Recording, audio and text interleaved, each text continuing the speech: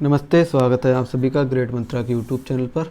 साथियों, आज हम आपसे बात करना चाहेंगे सड़क मार्ग या रेल मार्ग के बारे में। तो सड़क मार्ग और जो रेल मार्ग है, इससे क्वेश्चन पूछा जाता है सीटेट में और यूपी टेट में भी। तो इसमें क्या है कि सड़क मार्ग या हम इसके लिए सड़क परिवहन भी कह सकते हैं। ये छोटी दूरी के लिए उपयुक्त साधन है। सड़क मार्ग के साधन में बस है, टैक्सी है, कार है, रिक्शा है और दोपहिया वाहन इत्यादि शामिल होते हैं। इस साधन की पहुंच हमारे घर तक होती है और यह जल्दी खराब होने वाली वस्तुएं जैसे सब्जी, दूध, फल, ब्रेड आदि को स्थानांतरण के लिए उपयुक्त किया जाता है। सड़क मार्ग में निम्न सड़कों मार्गों में विभाजित किया गया है। सबसे पहले अगर हम बात करें तो वह है हमारा राष्ट्रीय राजमार्ग। तो राष्ट्रीय राजमार्ग है, यह राज्यों की राजधानी को आपस में जोड़ता है। सबसे लंबा राष्ट्रीय राजमार्ग है NH-44। ये श्रीनगर से कन्याकुमारी तक, ये इम्पॉर्टेंट है। फिर है हमारा सबसे छोटा राजमार्ग, ये NH-47A है, ये सबसे छोटा। और फिर NH-1 ये दिल्ली से अमृतसर है और NH-2 ये दिल्ली से कोलकाता है। तो आगे अगर हम देखें तो जो स्वर्णिम चतुर्भुज है, ये क्या है? तो स्वर्णिम चतुर्भुज के बारे में कह रहा है, ये भारत के 4 मुख्य शहर दिल्ली, कोलकाता, चेन्नई और मुंबई को जोड़ता है, इसीलिए हम स्वर्णिम चतुर्भुज कहते हैं। अब गलियारा क्या है? तो गलियारा में ये कह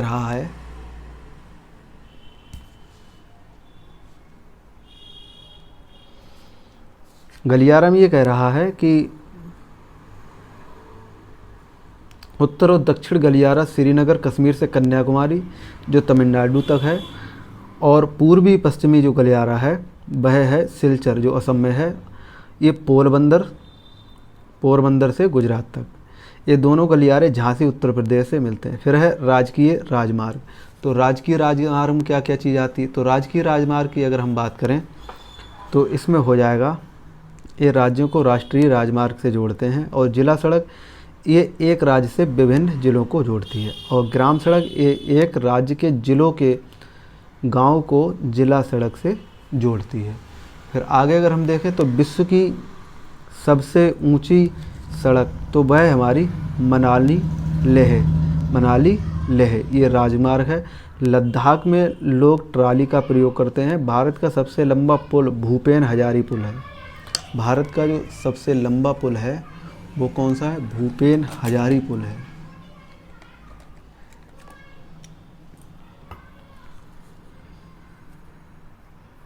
भूपेन हजारी पुल है। और फिर यह असम राज्य में है। बिहार में स्थित महात्मा गांधी सेतु पहले सबसे लंबा पुल था, पहले, अब नहीं है। अब अगर हम आगे देखें तो ये जो कह रहा है कि रेल मार्ग या रेल परिवहन के बारे में। तो रेल मार्ग और रेल परिवहन की बात करें तो यह लंबी दूरी के सफ़र के लिए उपयोगी है। ये अत्यधिक माल ढुलाई में उपयोग किया जाता है। ये चीज़ें आप जानते हैं। आगे ये कह रहा है भारत में रेल की शुरुआत 16 अप्रैल 1853 में हुई। वो पूछ लेगा कि भारत में रेल की जो शुरुआत हुई वो कब हुई? तो 16 अप्रैल 1853 को हुई, जो मुंबई से ठाणे के बीच हुई। ये दूरी थी 34 किलोमीटर। फिर आगे ये कह रहा है कि भारत रेल मार्ग एशिया का सबसे बड़ा और विश्व में चौथे स्थान पर है। भारत का सबसे लंबा रेल मार्ग असम में है, जो डिब्रूगढ़ असम में फिर है से कन्याकुमारी तमिलनाडु तक। इसकी लंबाई 4246 किलोमीटर है। विवेक एक्सप्रेस जो है इसकी दूरी तय करती है। भारत में 17 रेल मंडल हैं और मुंबई में मोनो रेल चलती है।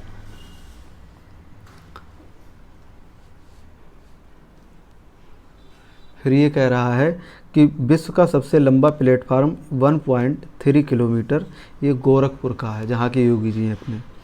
फिर कोकंड जो रेलवे है यह रोहा मुंबई से वंगलुरु कर्नाटक तक है। इसकी लंबाई 760 किलोमीटर है और इस रेल मार्ग पर सैकड़ों पुल एवं अनेक सुरंगें हैं, क्योंकि ये रेलवे लाइन पहाड़ी क्षेत्र यानी पश्चिमी घाट से गुजरती है। फिर ये कह रहा है जम्मू या बारामूला रेल मार्ग, तो ये जो रेल मार्ग है जम्मू से बारामूला तक है और इस रेल मार्ग पर स्थित अन्य स्टेशन उधमपुर, कटरा, कांजीगुड़ और श्रीनगर बारामूला है।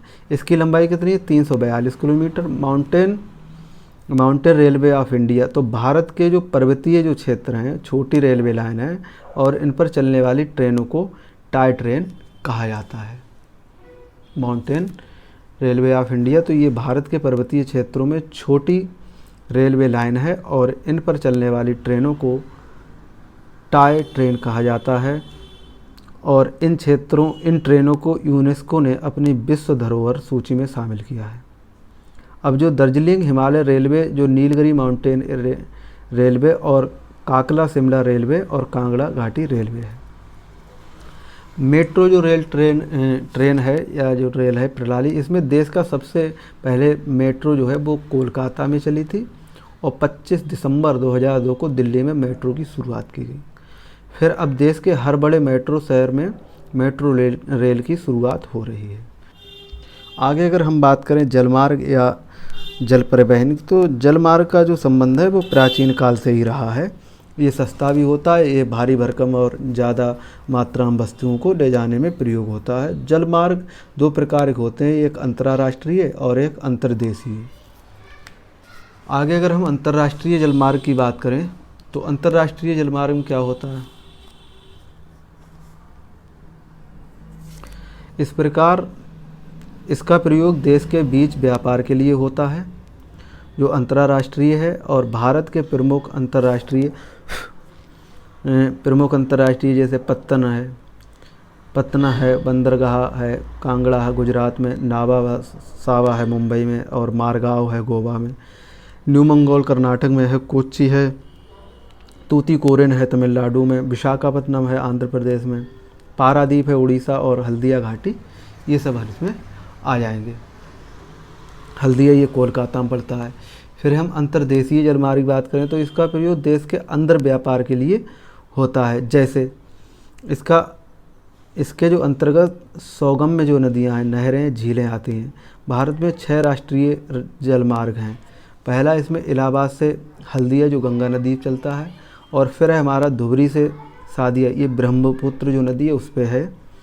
फिर है हमारा ये कोल्लम से कोट्टापुरम, ये केरल में है, और काकीनाडा ये पंदुचेरी में है, और तलचर से पारादीप ये है, और फिर लखीमपुर से वांगा जो बाराक नदी असम में पड़ता है। आगे अगर हम देखें तो भारत की सबसे लंबी जो नौगम्य नहर है वो बकिंगम नहर कहलाती है। और रेल में बहुत सारी झीलें पाई जाती हैं। केरल में बहुत सारी झीलें पाई जाती हैं। इन झीलों को लैगून कहते हैं। यहाँ लोग बल्लम नामक एक छोटी नाव का प्रयोग करते हैं और फेरी से भी यात्राएं करते हैं।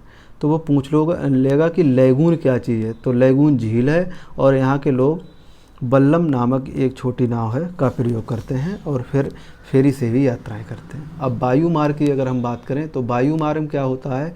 वायु मार्ग या वायु परिवहन, तो भारत में जो वायु परिवहन का प्रारंभ हुआ था वो 1911 में हुआ था, जब इलाहाबाद से नैनी के बीच जो विमान डाक की सेवा शुरुआत हुई। और यह तेज़ और समय बचत वाला परिवहन है, परंतु महंगा बहुत है। इसकी सेवा दुर्गम क्षेत्रों में ही ली जाती है। और भारत में वायु परिवहन का जो अंतर्राष्ट्रीयकरण जब हुआ तो ये 1953 में हुआ था। नेक्स्ट अगर हम बात करें तो जो हमारी पहले इंडियन एयरलाइंस देश के आंतरिक भागों में और पड़ोसी देशों में वायु सेवाएं उपलब्ध कराता था, और एयर इंडिया विदेश के लिए सेवाएं उपलब्ध कराता था। परंतु जब दोनों का विलय करके उसका नाम एयर इंडिया लिमिटेड किया गया, यह कंपनी घरेलू और अंतर्राष्ट्रीय वायु सेवाएं उपलब्ध कराती है। अन्य प्राइवेट कंपनियां जैसे जेट है, किंगफिशर है, इंडिगो है और एयर एशिया, ये कैसी है? ये हमारी प्राइवेट है। तो वो पूछ लेगा कि जो विलय हुआ है तो उसका नाम बदल कर फिर क्या रखा गया, तो कहेंगे एयर इंडिया लिमिटेड। प्रमुख अंतर्राष्ट्रीय हवाई अड्डों की अगर हम बात करें तो इसमें सबसे पहले आता है हमारा इंदिरा गांधी अंतर्राष्ट्रीय हवाई अड्डा। ये दिल्ली में है। फिर है छत्रपति शिवाजी अंतर्राष्ट्रीय हवाई अड्डा, ये मुंबई में है। और सुभाष चंद्र बोस जो अंतर्राष्ट्रीय हवाई अड्डा वो कोलकाता में है। और नीबांकम अंतर्राष्ट्रीय हवाई अड्डा वो चेन्नई में है। और राजीव गांधी अंतर्राष्ट्रीय हवाई अड्डा ये हैदराबाद में है। भारत के अन्य जो हवाई अड्डे हैं उनमें अगर हम बात करें तो राजा सांची जो गुरु रामदास जी हैं तो ये अमृतसर में पड़ता है। और हमारा सरदार वल्लभ भाई पटेल जो है ये अहमदाबाद में है। और औशमी का जो हवाई अड्डा है वो लखनऊ में है। और नीदम बसेरी है ये कोची में है। और बड़ा पानी ये शिलांग में है। और लोकप्रिय गोपीनाथ बार दोलोई ये गुवाहाटी में है। फिर हमारा जो वास्को डी गामा जो है ये गोवा में है।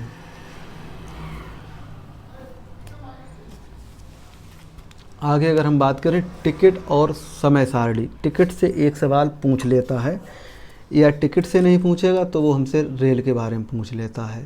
तो ये हमारे लिए चैप्टर बहुत इम्पॉर्टेंट हो जाएगा।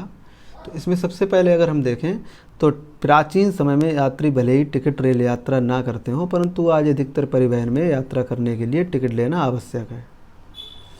विभिन्न परिवहनों के लिए अलग अलग टिकट लेने पड़ते हैं। मेट्रो सफ़र के लिए टोकन मिलता है और टोकन भी एक टिकट का ही रूप है। आगे अगर हम देखें टिकटों में हमें अपनी यात्रा की दूरी का पता चलता है। यात्रा की जो दूरी है उसका पता चलता है। और क्या कहते हैं इसमें पता चलता है परंतु रेल के जो आरक्षित टिकट में हमें कई सारी जानकारियाँ मिलती। ये जानकारियाँ निम्न प्रकार से हो सकती हैं, जैसे यात्रा की तिथि होगी, आरक्षण की तिथि और समय होगा, यात्रा की तिथि और समय होगा, और आरक्षण की तिथि और समय होगा, ट्रेन का नंबर और नाम होगा, यात्रा की शुरुआत एवं गंतव्य जो स्थान है वहाँ तक पहुँचने की तारीख और समय होगा। शुरुआत में गंतव्य स्थान के बीच की दूरी और फिर वयस्क और बच्चों की संख्या होगी, और यात्रियों का लिंग और आयु होगी, और यात्रा श्रेणी होगी। यात्रियों के कोच की संख्या, आरक्षित सीट वर्ग संख्या होगी, आरक्षण जो शुल्क और कुल किराया होगा। ये चीज़ें अब इसमें जो इम्पॉर्टेंट चीज़ है वो समझो। रेलवे खिड़की विंडो से लिए गए आरक्षित टिकट पर यात्री का नाम नहीं होता। वो यही फंसाएगा हमारे लिए कि रेलवे खिड़की या विंडो से लिए गए आरक्षित जो टिकट है पर यात्री का नाम नहीं होता। यात्रियों का नाम आरक्षण जो चार्ट होता है उसमें होता है, जो सफ़र के दौरान टीटी के पास होता है, परंतु आरक्षित ई टिकट जो इंटरनेट से प्राप्त किया जाता है उन पर यात्री का नाम नहीं होता है। समझो फिर से, रेलवे विंडो की जो खिड़की है वहाँ से जब हम टिकट लेते हैं तो यात्रियों का नाम नहीं होता है। यात्रियों का नाम आरक्षण चार्ट में होता है जो सफ़र के समय या दौरान टीटी के पास होता है, परंतु आरक्षित जो ई टिकट है, जो रिजर्वेशन है, जो इंटरनेट से प्राप्त किया जाता है उस पर भी यात्री का नाम नहीं होता है।